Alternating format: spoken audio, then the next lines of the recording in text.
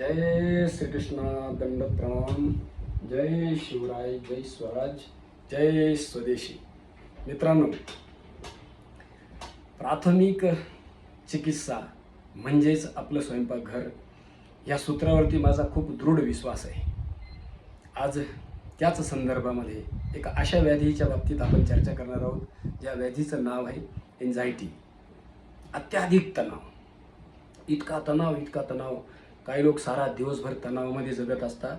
चिंता, हो, खूप जास्त अशी धडधड म्हणजे घाबरत असतात. त्याला आपण बेचैनी म्हणत असतो. किंवा बऱ्याच जणांना म्हणजे नुसते फक्त हृदयाच्या पल्स वाढता असं नाही, हो, पण मात्र घाम यायला लागतो.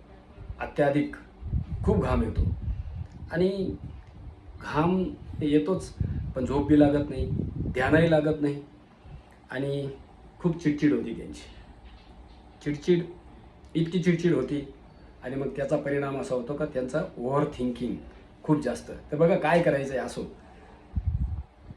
खूप काही होतं, पण त्याचा उपचार काय हे सगळ्यात महत्त्वाचं आहे. माझी तुम्हा सगळ्यांना विनंती आहे, साधारणतः 5 ते 6 पाकळ्या ह्या कशाच्या, केसर चांगला असला पाहिजे, उत्तम क्वालिटीचा. 5-6 पाकळ्या घ्या किंवा चिमूटभर केसर घ्या. गाईच्या दुधामध्ये त्याला व्यवस्थित उकळवायचं, हो, व्यवस्थित उकळवायचं आणि दररोज रात्री झोपताना याचं सेवन करायचं. दररोज रात्री झोपताना तुमच्या समस्येचं समाधान झाल्याशिवाय राहणार नाही. चंद्रभेदी प्राणायाम करा, शीतली प्राणायाम करा, शीतकारी प्राणायाम करा आणि रात्री झोपताना सुद्धा मी जे सांगतोय तुम्हाला, दररोज व्यवस्थित उजव्या कुशीवरती झोपा. सगळे स्वस्थ राहा, मस्त राहा. जय हिंद, जय भारत, वंदे मातरम.